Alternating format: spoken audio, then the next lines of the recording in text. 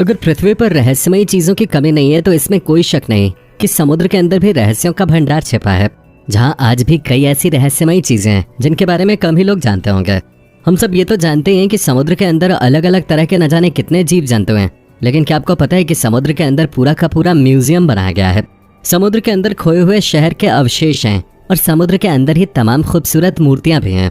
इसके अलावा फिर विशालकाय समुद्र के नीचे कई इंटरेस्टिंग चीजें हैं जो आज की वीडियो में हम आपको बताने वाले हैं, तो वीडियो को बिना स्किप किए लास्ट तक जरूर देखिएगा। सबसे पहले शुरुआत करते हैं समुद्र के अंदर मिले इस आश्चर्यजनक स्टैच्यू के साथ। ये स्टैच्यू एक इंसान का है जो सोफे पर बैठकर टीवी देखता हुआ नजर आ रहा है। इस स्टैच्यू को देखकर कई सवाल मन में आते हैं, किस तरह का स्टैच्यू किसने बनाया होगा और ऐसा स्टैच्यू समुद्र के अंदर कहाँ से आया। आपका इस स्टैच्यू के बारे में क्या सोचना है, नीचे कमेंट करके हमें जरूर बताइएगा। द एंटिकथेरा मैकेनिज्म, ये वाकई में एक दिलचस्प बात है कि एंशिएंट टाइम में उस समय के पुरातत्वविदों के पास कंप्यूटर था। शायद तभी इन लोगों ने पानी के नीचे इस अजीब से ऑब्जेक्ट का आविष्कार किया था। पहली शताब्दी ईसा पूर्व की पहली छमाही के दौरान भूमध्य सागर में एंटिकथेरा द्वीप के तट पर एक व्यापारिक जहाज डूब गया था और मलबे ने साबित कर दिया कि एक विशाल पुरातत्विक महत्व की साइट है जिसने सालों से अपने रहस्यों को उजागर किया है। इसने मैकेनिज्म का एक ऐसा रहस्य उजागर किया है जो बताता है कि उस समय के दौरान वास्तव में गियर मैकेनिज्म कितना एडवांस था। एंटिकथेरा मैकेनिज्म की खोज तक किसी भी इंजीनियरिंग चमत्कार की ऐसी कोई खोज नहीं हुई थी जिसमें गियर शामिल हो। जैसा कि माना जाता है कि इसका उपयोग तब तक नहीं किया गया था जब तक कि मध्ययुगीन कैथेड्रल घड़ियों का निर्माण 1000 साल बाद तक नहीं हुआ था। माना जाता है कि मैकेनिकल डिवाइस का इस्तेमाल प्राचीन ग्रीस में खगोलीय घटनाओं के बारे में जानकारी की गणना और प्रदर्शन के लिए किया गया था। ये वाकई में काफी मॉडर्न टेक्नोलॉजी थे और काफी ज्यादा आश्चर्यजनक थे।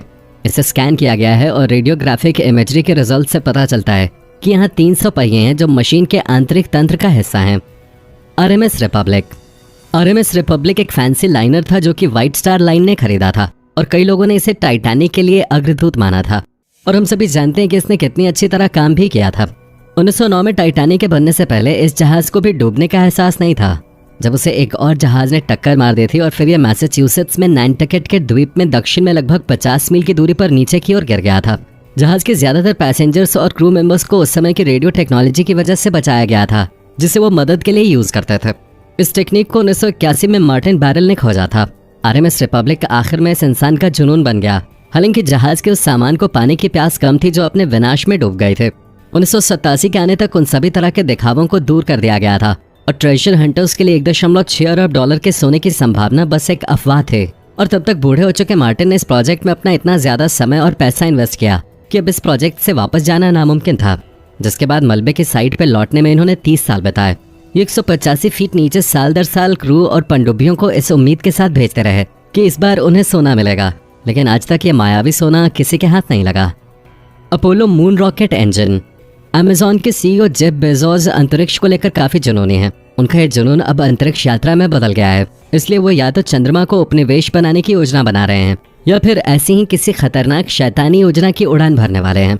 स्पेस प्रोग्राम में जेफ का इंटरेस्ट इसलिए है क्योंकि वो 1960s और 70s के दशक से खोए हुए अपोलो रॉकेट को ढूंढना चाहते हैं और किसी और के मुकाबले जेफ बेजोस के पास इसके लिए एक अच्छा खासा बजट है। इसलिए इन्होंने ग्लोब को सर्च करने के लिए एक प्राइवेट फंडेड प्रोजेक्ट की स्थापना की। बूस्टर के रूप में जो रॉकेट अपोलो रॉकेट लॉन्च की पहली स्टेज के लिए इस्तेमाल किए गए थे उनको पावर अप करने के लिए डिजाइन किया गया था और फिर रॉकेट से दूर करना था।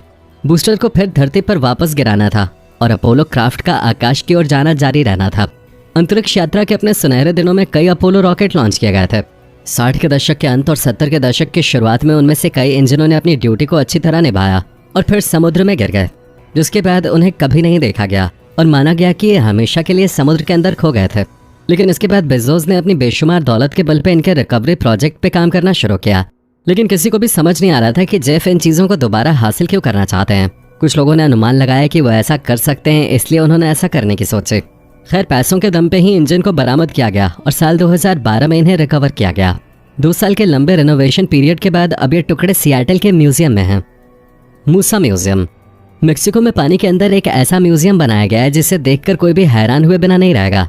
मेक्सिको के कैनकून नेशनल पार्क में स्थापित इस म्यूजियम में करीब 500 मूर्तियां हैं जिसे ब्रिटेन के मूर्तिकार जेसन डेकियर स्टेलस और 5 दूसरे मूर्तिकारों ने तैयार किया है। इस म्यूजियम को बनाने का आइडिया एक मरीन पार्क डायरेक्टर हाइमी कांटो का था जिन्होंने जेसन डिकियर्स टेलर की मदद से साल 2009 में इसकी नींव रखी, जो 2013 तक बनकर पूरा हुआ। 6 मीटर गहरे पानी में स्थित इस म्यूजियम में 45 मिनट तक स्नॉर्कलिंग या डाइविंग की जा सकती है। इसके अंदर लिफ्ट और क्रेन की मदद से मूर्तियों को नीचे स्थापित किया गया है।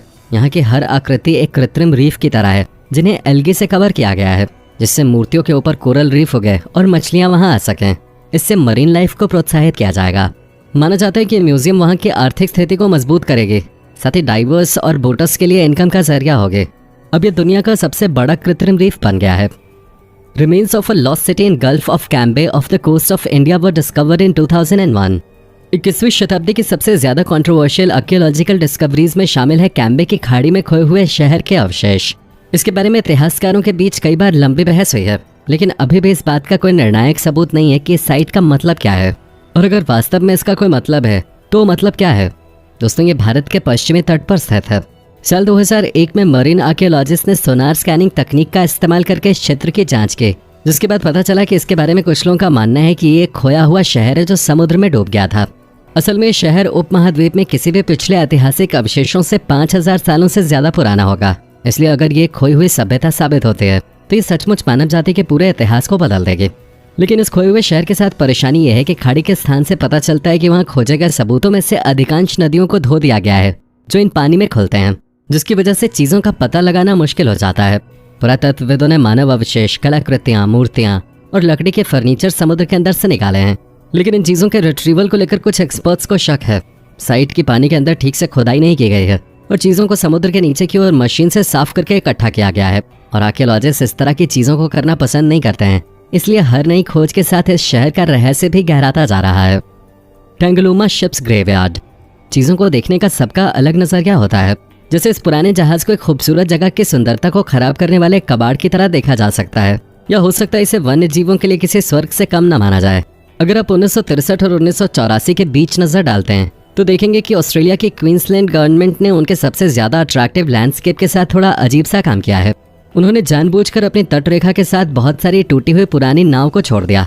वहां जंग लगे पुराने जहाज के कब्रिस्तान को तट के साथ वन्य जीवों ने भी स्वीकार कर लिया, और ऐसा लगता है कि कई समुद्री जीवों के लिए ये एक घर की तरह है। यहाँ मछलियों की 100 से ज्यादा प्रजातियां हैं, और साथ ही डॉल्फिन्स, बॉबीगॉन्ग्स और ड्यूगोंग्स भी हैं। इसी के साथ ये जगह इंस्टाग्राम पे भी काफी पॉपुलर है। Bronze statue of Amphitrite. कैरेबियाई में खूबसूरत नज़ारों की कोई कमी नहीं है, लेकिन एक ऐसा नज़ारा है जिसे बहुत से लोग देख सकते हैं, क्योंकि ये ग्रैंड कैमन द्वीप से 55 फीट पानी में है। यह एम्फीट्राइट नाम की शानदार मर्मेड स्टैच्यू है। एम्फीट्राइट को देखने के लिए हर साल हजारों डाइवर्स ग्रैंड कैमन आते हैं। एम्फीट्राइट सनसेट हाउस रिजॉर्ट के समुद्र तट पर स्थित 9 फुट लंबे 600 पाउंड की ब्रॉन्ज स्टैच्यू है। कैनेडियाई मूर्तिकार और उत्साही स्कूबा डाइवर साइमन मॉरिस ने इसे निर्मित किया और साल 2000 में इसकी स्थापना की। इस वीडियो में दी गई जानकारी पर अपने विचार कमेंट बॉक्स में लिखना न भूलें, और इस रोचक जानकारी को जितना ज्यादा हो सके सभी सोशल मीडिया प्लेटफॉर्म्स के माध्यम से शेयर करें।